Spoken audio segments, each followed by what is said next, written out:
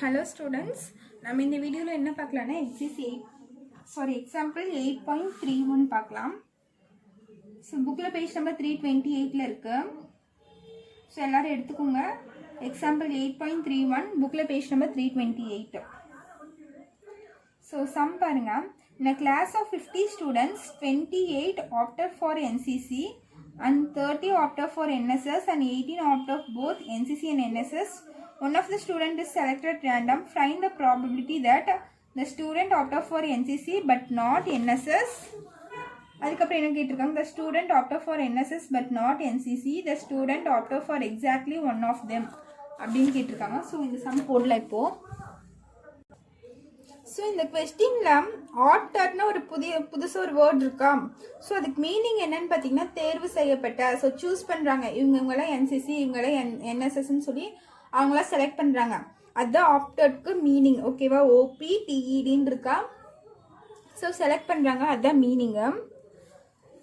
So இப்போ பாருங்க, அவங்க என்ன தந்திருக்காங்கன்னா ஒரு கிளாஸ்ல வந்து டோட்டலாக 50 ஸ்டூடெண்ட்ஸ் இருக்காங்களாம். ஸோ நம்மளோட என்ஆஃப்எஸ் இந்த இடத்துல என்னன்னு பார்த்தீங்கன்னா 50. ஓகேவா, டோட்டல் நம்பர் ஆஃப் ஸ்டூடெண்ட்ஸ் எவ்வளோ 50. ஸோ அதை தான் நம்ம என்ஆஃப்எஸ்மோ. ஓகேவா, நெக்ஸ்ட் என்ன சொல்லியிருக்காங்கன்னு பாருங்க. என்சிசி செலக்ட் ஆன ஸ்டூடெண்ட்ஸ் எவ்வளோவா 28. ஓகேவா, ஸோ நீங்கள் எழுதிக்கோங்க. Let A and B be the events of students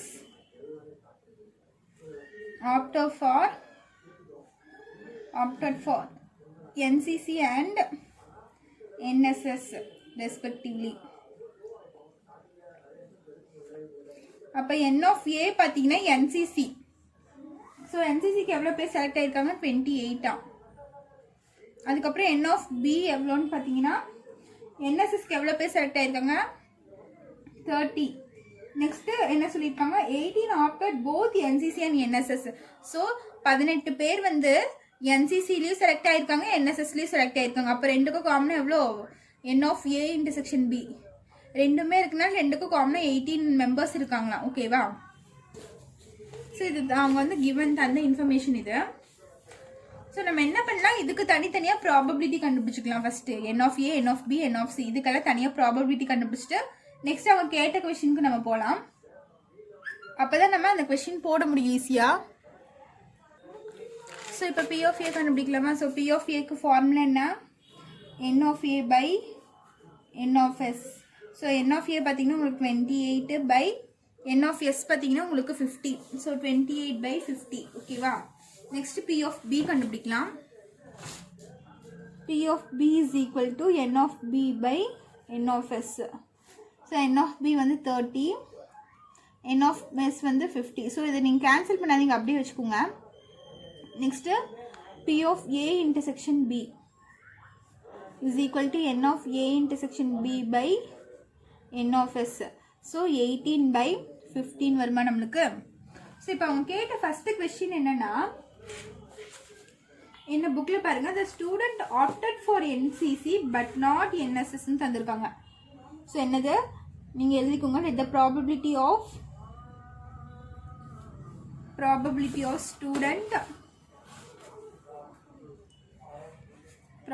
of the students opted for NCC but not NSS. So அவங்க NCCங்கிறது வந்து A, NSSங்கிறது வந்து B. ஓகேவா, ஸோ அவங்க NCCயில் செலக்ட் ஆயிருக்காங்களா NSSல செலக்ட் ஆகலையா அதுதான் தந்திருக்காங்க. Students opted for NCC but not NSS. So students வந்து NCC select பண்ணியிருக்காங்க ஆனால் NSSக்கு செலக்ட் பண்ணல, அதனோட ப்ராபபிலிட்டி கேட்டிருக்காங்க. அப்போ என்ன வரும்னு பாருங்க, P of எதில் செலக்ட் பண்ணியிருக்காங்க A, NCC செலக்ட் பண்ணியிருக்காங்களா. ஸோ NCCங்கிறது என்னது A. அப்போ P of A. ஓகேவா, இன்டர்செக்ஷன் நாட் NSSன்னு எனக்கு என்ன வரும் B வருமா.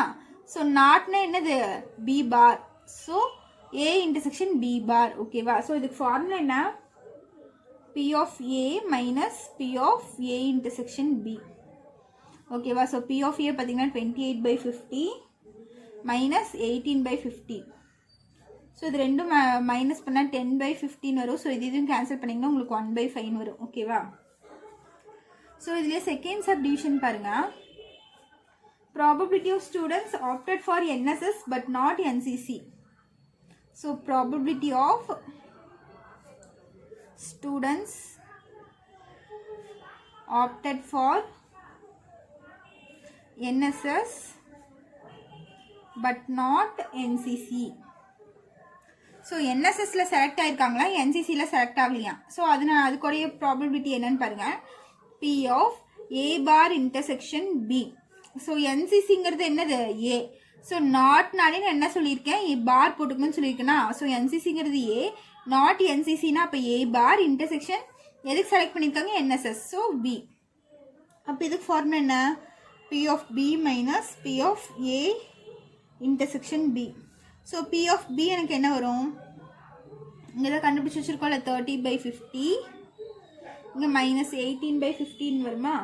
ஸோ ரெண்டும் கேன்சல் மைனஸ் பண்ண எனக்கு என்ன வரும்னு பாருங்கள். 30ல் 18 பேஜ்னா எனக்கு 12 வருமா. ஸோ 12/15 வரும். ஸோ இது ரெண்டும் கேன்சல் பண்ணிங்கன்னா இது 6 டைம்ஸ் வரும், இது 25 டைம்ஸ் வரும். ஸோ 6/25 தான் என்னோட செகண்ட் சம்க்கு ஆன்சரு. ஸோ இதே தேர்டு சப்டிவிஷன் என்ன கேட்டிருக்காங்கன்னு பாருங்கள். The students opted for exactly one of them. So ஏதாச்சும் ஒன்றில் செலக்ட் ஆகிருக்கிறது, ஒன்றா என்சிசியில் செலக்ட் ஆகிருக்கணும், இல்லைன்னா என்எஸ்எஸில் செலக்ட் ஆகிருக்கணும். ஸோ அதுக்கான ப்ராபபிலிட்டி கேட்குறாங்க.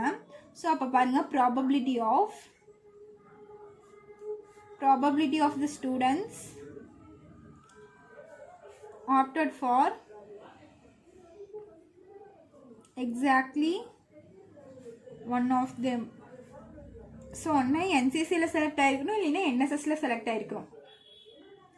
ஸோ அது எப்படி கண்டுபிடிப்போம், P of A union B bar. ஓகேவா, என்சிசியில் செலக்ட் ஆகிருக்காங்க, என்எஸ்எஸில் செலக்ட் ஆன அதுக்கான probability union B of A bar union B. என்சிசியில் செலக்ட் ஆகல, என்எஸ்எஸில் செலக்ட் ஆகிருக்காங்க. ஓகேவா, ஸோ இது ரெண்டும் தான். ஸோ இது எப்படி எழுதலான்னு பாருங்கள். ஸோ இந்த இடத்துல இன்டர்செக்ஷன் வரும்.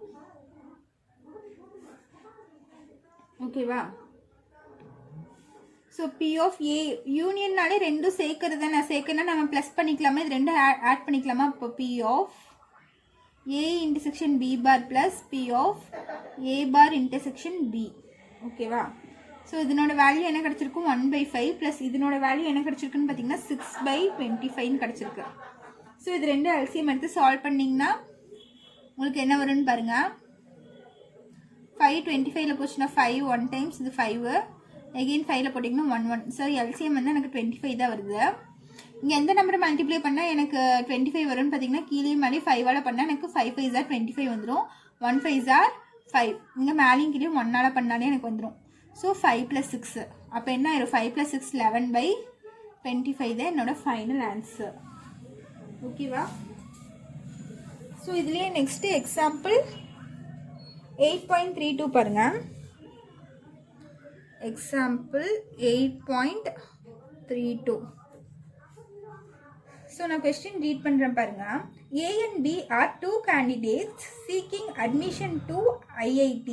The probability that A getting selected is 0.5 and the probability that both A and B getting selected is 0.3. Prove that the probability of B being selected is at most 0.8 ன்னு தந்திருக்காங்க. So இப்போ example 8.32 பாருங்க. So அதில் sums என்ன தந்திருக்காங்கன்னா, அவங்க கிவனில் என்ன தந்திருக்காங்கன்னா P of A தந்திருக்காங்க. சரியா, P of A எவ்வளோவா 0.5 தந்திருக்காங்க. ஸோ நான் கொஸ்டின் ரீட் பண்ணுறேன். A and B are two candidates seeking admission to IIT அப்படின்னு தந்திருக்காங்க. ஸோ ஐஐடினா தெரியும்ல, Indian institute of technology. The probability that getting selected is 0.5 and the probability that both A and B getting selected is 0.3 தந்திருக்காங்க. So என்ன தந்திருக்காங்க, the probability that getting selected is 0.5 அப்படின்னு தந்திருக்காங்க. So ரெண்டு பேர் செலக்ட் பண்ணுறாங்களா, அப்போ ஏங்கிற ஆளை செலக்ட் பண்ணுறதுக்கான ப்ராபபிலிட்டி என்னவா 0.5. ஓகேவா, and the probability that both A and B getting selected is 0.3 தந்திருக்காங்க. ஸோ A and B ரெண்டு பேர்த்தையும் செலக்ட் பண்ணுறதுக்கான ப்ராபபிலிட்டி 0.3. ஸோ இந்த இடத்துல ஆண்ட் வந்திருக்கா. ஸோ ஆண்டடாலே நான் என்ன சொல்லியிருக்கேன், இன்டர்செக்ஷன் சொல்லியிருக்கேன். அப்போ P of A intersection B வந்து 0.3. ஓகேவா. நெக்ஸ்ட் அவங்க எதை ப்ரூஃப் பண்ண சொல்லியிருக்காங்கன்னு பாருங்க. Prove that the probability of B பிகின் செலக்டட் இஸ் அட்மோஸ்ட் 0.8 அப்படின்னு தந்திருக்காங்க. ஸோ அட்மோஸ்ட்னா உங்களுக்கு வேல்யூ சொல்லியிருக்கேன், எப்போ சொல்லியிருக்கேன் ஃபர்ஸ்ட் அட்மோஸ்ட்டுக்கு மீனிங் என்னென்னு. ஸோ அட்மோஸ்ட்னா அந்த வேல்யூ இருக்குல்ல, இல்லைன்னா அது கம்மியான வேல்யூஸ் இருக்கலாம். ஓகேவா. அதிகபட்சம்னு சொல்லியிருக்கேன். ஸோ அதிகபட்சமாக 0.8 இருக்கலாம், அது கம்மியாக இருக்கலாம், அது கம்மியாக இருக்கிறதுக்கு சான்ஸ் இருக்கு. ஓகேவா. ஸோ அப்போ பி ஆஃப் பி எப்படி எழுதலாம்னா P of B less than or equal to 0.8ன்னு எழுதலாமா. அதிகபட்சம் 0.8 இருக்கலாம், இல்லைன்னா அதை விட கம்மியாகவும் இருக்கலாம் எனக்கு, அதனால லெஸ் தேன். ஈக்குவல் டுனா இந்த P of B equal to 0.8 எனக்கு இருக்கிறதுக்கு சான்ஸ் இருக்கு, இல்லைன்னா அதை விட கம்மியாக இருக்கிறதுக்கும் சான்ஸ் இருக்கு, அதனால நான் less than or equal to அப்படின்னு போட்டிருக்கேன். புரிஞ்சுதா இங்கே ஏன் less than or equal to போட்டிருக்கேன்னு. ஸோ நம்ம இதை தான் இப்போ ப்ரூஃப் பண்ண போகிறோம். ஸோ இது எப்படி பண்ணலான்னு பாருங்க. பி ஆஃப் ஏ இருக்கு, ஏ இன்டர்செக்ஷன் பி இருக்கு. ஸோ இது பார்த்தாலே A union B formula apply பண்ணலான்னு தோணுதா. ஸோ இங்கே பார்த்தீங்கன்னா நம்மளுக்கு ஏ யூனியன் பி வேல்யூ தெரியல, P of A union B வேல்யூவும் தெரியாது, பி ஆஃப் பியோட வேல்யூவும் எனக்கு தெரியாது. ஸோ நம்ம இப்போ என்ன பண்ணலான்னு பாருங்க. P of A union B less than or equal to 1 எழுதுறேன். ஏன்னா ப்ராபபிலிட்டியை பொறுத்த வரைக்கும் எனக்கு வேல்யூஸ் எப்படி இருக்கும்னு பார்த்தீங்கன்னா 0லேருந்து 1 வரைக்கும் தான் இருக்கும். ஈக்குவல் டு 1 இருக்கலாம், இல்லைன்னா 1க்கு கம்மியாக இருக்கலாம். ஓகேவா. நீங்கள் ப்ராபபிலிட்டியில் எந்த வேல்யூஸ் எடுத்து பார்த்தீங்கனாலும் 0க்கு கீழே தான் இருக்கும், அப்படி இல்லைன்னா ஈக்குவல் டு 1 இருக்கும். ஓகேவா. ஸோ அதனால ப்ராபபிலிட்டி என்ன சொல்லலாம், P of A union B less than or equal to 1ன்னு சொல்லலாம். ஒன்னா A union B equal to 1 இருக்கும், இல்லைன்னா 1க்கு கீழே இருக்கும், அதனால என்ன சொல்லியிருக்கேன் less than or equal to. So நீங்கள் எக்ஸாமில் 1 மார்க்கில் கூட கேட்கலாம், ப்ராபபிலிட்டி வேல்யூஸ் எப்படி இருக்குன்னு கேட்டால் 0 to 1 தான் இருக்கணும்னு நீங்கள் சொல்லணும். ஓகேவா. ஸோ இது காம்படிட்டிவ் எக்ஸாம்ஸ்லையும் நிறைய கொஸ்டின்ஸில் கேட்பாங்க. ஸோ இது ஞாபகம் வச்சுக்கோங்க, ப்ராபபிலிட்டி வேல்யூ எப்படி இருக்கும் 0லேருந்து 1க்குள்ள இந்த வேல்யூஸில் தான் நம்மளுக்கு இருக்கும். ஓகேவா. ஸோ அதனால நான் என்ன போட்டிருக்கேன், P of A union B less than or equal to 1ன்னு போட்டேன். இப்போ எனக்கு இது ஃபார்முலா தெரியுமா, P of A plus P of B minus P of A intersection B தெரியுமா. So P of A union B பதிலாக இந்த ஃபார்முலாஸ் எழுதிட்டேன், less than or equal to 1. ஓகேவா. இப்போ பி ஆஃப் ஏ வேல்யூ என்ன எனக்கு 0.5 plus P of B value எனக்கு தெரியாது. ஸோ நான் அப்படியே வச்சுக்கிறேன். இது வந்து இந்த வேல்யூவாக இருக்கலாம், இல்லை இது கம்மியான வேல்யூவாக இருக்கலாம் தான் சொல்லியிருக்காங்களே தவிர பி ஆஃப் பியோட வேல்யூ இதுதான் அவங்க சொல்ல கிடையாது. ஓகேவா. ஸோ அதனால் நான் பி ஆஃப் பி அப்படியே வச்சுக்கிறேன். Minus P of A intersection B value என்ன 0.3 less than or equal to 1. So இது ரெண்டும் மைனஸ் பண்ணிங்கன்னா உங்களுக்கு 0.2 ப்ளஸ் பி ஆஃப் பி வருதா less than or equal to 1. So P of B less than or equal to 1 minus இங்கே ப்ளஸ்ஸாக இருக்கிறது இந்த சைடு போச்சுன்னா மைனஸ் ஆயிருமா. ஸோ 1 மைனஸ் 0.2 வருது. அப்போ P of B less than or equal to 1ல் 0.2 போயிடுச்சுன்னா எனக்கு 0.8 வரும். So P of B less than or equal to 0.8 வந்துருச்சா.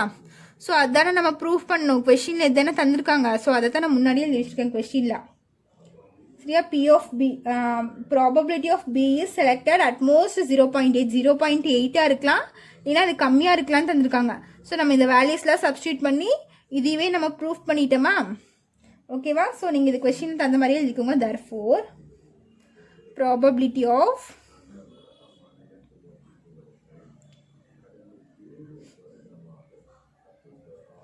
probability of B getting selected is at most 0.8. ஓகேவா. ஸோ இங்கே தந்திருக்காங்க, அதை நம்ம ஃபார்முலா யூஸ் பண்ணி இங்கே ப்ரூஃப் பண்ணிட்டோம். ஓகேவா. ஸோ அவ்வளோதான் இந்த சம்ஸு. ஸோ இதனோட எக்ஸாம்பிள் சம்ஸ் எல்லாம் முடிஞ்சு எக்ஸசைஸ் 8.4க்கு ரிலேட்டடான இருக்க எக்ஸாம்பிள் சம்ஸ் முடிஞ்சு. ஸோ இப்போ எல்லோரும் பேஜ் நம்பர் 333 எடுத்துக்கோங்க. 332. ஸோ பேஜ் நம்பர் 332ல் பார்த்தீங்கன்னா யூனிட் எக்ஸசைஸ் 8 அப்படின்னு தந்திருக்காங்களா. என்ன தந்திருக்காங்க, யூனிட் எக்ஸசைஸ் 8ன்னு தந்திருக்காங்க. ஸோ இதில் இருக்க சம்ஸு நம்ம போடணும். ஸோ இதில் பார்த்தீங்கன்னா ப்ராபபிலிட்டிக்கு ரிலேட்டடான சம்ஸ் பாருங்கள். ஸோ பேஜ் நம்பர் 333ல் இருக்குது. ஸோ பேஜ் நம்பர் 333ல் பார்த்தீங்கன்னா உங்களுக்கு 3rd சம் இருக்குது, சாரி 8th சம் இருக்குது பாருங்கள். இந்த 8th சம்மு. ஸோ 8th சம் வந்து உங்களுக்கு ஹோம் ஒர்க்கு. ஓகேவா. ஸோ அந்த சம் நீங்கள் போட்டுருங்க 8th சம்மு. ஸோ அது ஒரு ஹோம்ஒர்க்கு. 10th சம் உங்களுக்கு ஹோம்ஒர்க்கு, ஓகேவா? ஸோ 9th 11th 12th வந்து நான் போட்டுருவேன். உங்களுக்கு 8th 10th இந்த 2 சம்மும் உங்களுக்கு ஹோம்ஒர்க்கு. மிச்ச சம்ஸ் நாளைக்கு நம்ம நெக்ஸ்ட் கிளாஸில் பார்க்கலாம், ஓகேவா? ஸோ இதுக்கப்புறம் நம்ம ஸ்டாட்டிஸ்டிக்ஸ் பார்த்தோம்ல, அதனோட எக்ஸாம்பிள் சம்ஸ் பார்த்துட்டு அதுக்குரிய யூனிட் எக்ஸைஸ் சம்ஸும் நம்ம பார்க்கலாம், ஓகேவா? ஸோ இந்த சம்ஸில் ஏதாச்சும் டவுட் இருந்துச்சுன்னா கமெண்ட் பண்ணுங்கள். யூனிட் எக்ஸைஸில் 8th சம்மும் 10th சம்மும் பேஜ் நம்பர் 333 இருக்குது அந்த சம்மு, ஓகேவா? ஸோ இது பார்த்துருங்க. இந்த சம்ஸில் ஏதாச்சும் டவுட் இருந்துச்சுன்னா கமெண்ட் பண்ணுங்கள். தேங்க்யூ.